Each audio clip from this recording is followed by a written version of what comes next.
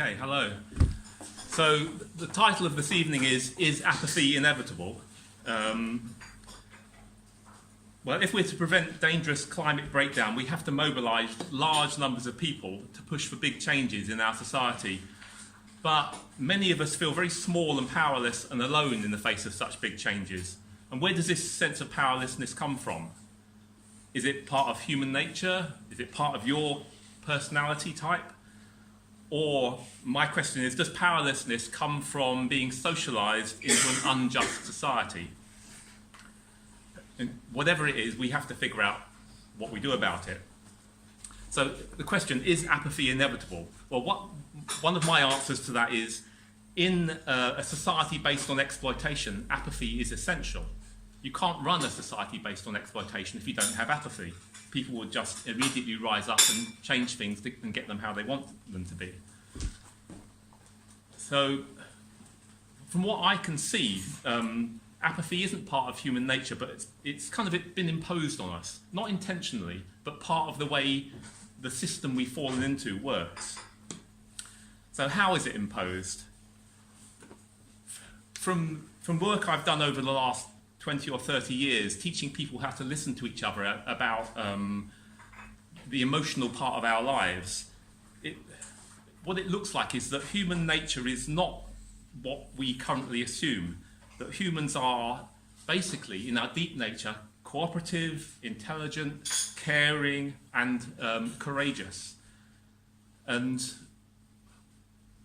something happens to us that kind of suppresses that deep nature. And it happens pretty systematically.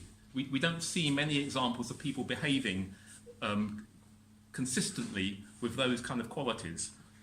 So I'm going to tell a story, or a kind of story, about what I think happens to every single child in our society.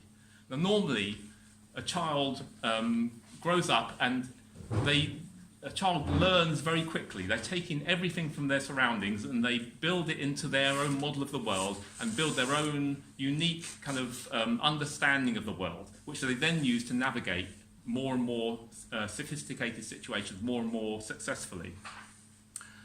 But young human minds are very vulnerable, and if a child's mind gets overwhelmed with something that they can't handle, then the learning and understanding part of their mind seems to shut down, and instead their mind goes into a kind of recording-only mode, and they just record the details of what's going on with no understanding attached whatsoever. This only happens when the child is very scared and just completely overwhelmed with what's happening. And so in every recording, part of the detail that gets recorded is a feeling of being very scared and that horrible things are happening. And so, the details other details that get recorded are things like what was going on at the time, what you were smelling, what you saw, how you felt, all of your panic thoughts and emotions. And because these recordings are so horrible, we spend a lot of our mental effort in trying to push them out of our minds and not think about them. And the trouble is, they do actually stay in your mind until you get a chance to recover from the hurtful and overwhelming experience. I'll come to that, say more about that later. But first of all, I'll talk about the kinds of things that overwhelm a baby's mind or a young child's mind. So if you live in an inhuman society, there are horrible, overwhelming things going on all the time. Just witnessing mistreatment will overwhelm a baby. Being forced to conform to an irrational culture will overwhelm a baby. Just looking around and seeing the lack of love and kindness in our society, where people kind of walk past each other without even noticing each other, that's enough to scare a baby. And then there's this thing called the terrible twos, when a child has grown to the point where they can start moving around in the world, expressing their power, and after a while, almost everywhere they turn, they run up against a block. Even though we parents love our children, we find ourselves in the position of stopping them doing what they rationally, humanly would want to do. And in the end, children tend to lose all of those battles. And so what gets recorded in the recording of the overwhelming experience is, I've tried my hardest, but I still can't do it. So these recordings, until we recover from them, they sit in our minds, and the elements of them leak back into our minds. And some of the leak back is continuous. So you can have a continuous leak back of I'm small, or I can't do things. And those things shape our lives. From what I can see, a significant amount of what we all think is real about ourselves, about other people, about the world, and about what's possible is simply the content of these recordings that happened to us in early childhood.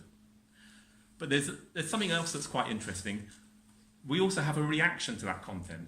So that if you have a leakage back into your mind of I'm small and I'm powerlessness, which is a very horrible feeling to feel, the reaction is to try and make yourself bigger. And one way to make yourself bigger is to be bigger than someone else. And so there's this vulnerability we each develop in reaction to these things, which is to be bigger, to dominate, to control, to manipulate. And this vulnerability can become a self-organizing, the principle of a self-organizing system that creates a society based on exploitation. But there's no time to talk about that in this talk. It's on my website. So, recordings aren't learning. I think it's very important to say that when you get these recordings that distort your perception of reality, that is not the same as learning. Learning helps you navigate the world. You get better and better at it. You make fewer and fewer mistakes. These recordings have you make the same mistake over and over again because they're telling you something is happening that isn't happening. It stopped happening 30, 40, 50 years ago, but you feel like it's happening now. And when you react to it, you do the wrong thing again and again. So children have a powerful instinctive drive to recover from these overwhelming experiences using built-in processes, such as crying, laughing, tantruming, trembling with fear, and others. But unfortunately, we've repressed those things, thinking that they are something that if we make those things go away, the hurt will go away. Unfortunately, we were shutting down the very process which would allow people to recover from what hurt them. And in many ways, it's the repression of these healing processes that is the fundamental problem. So having said all of this, there are so many things that this implies, but I've only got a minute or two to say what kind of things one could do. So you could form groups of people who help each other to recover from the early overwhelming experiences that happen to everyone. You can, in the face of things like climate change, you can because we tend to push these things out of sight and not want to look at them, that's where apathy comes from. We just don't want to look at things that scare us, that make us feel horrible. You can force these things out into the open by taking actions that you're scared of or you feel are hopeless. And when you do that, you will spontaneously start to laugh, cry, shake, be indignant. And if you allow that to happen, particularly if you have someone encouraging those things to happen, who's listening to you and caring about you, then that removes these early recordings from your mind, and you are free to take the next step up and challenge yourself to do even bigger things. So that what was in your way is no longer in your way, and you then run into the next thing in your way, but you're doing so much more than you were before. Okay, I think that's... Sorry? No, it's fine. That's all. That's done.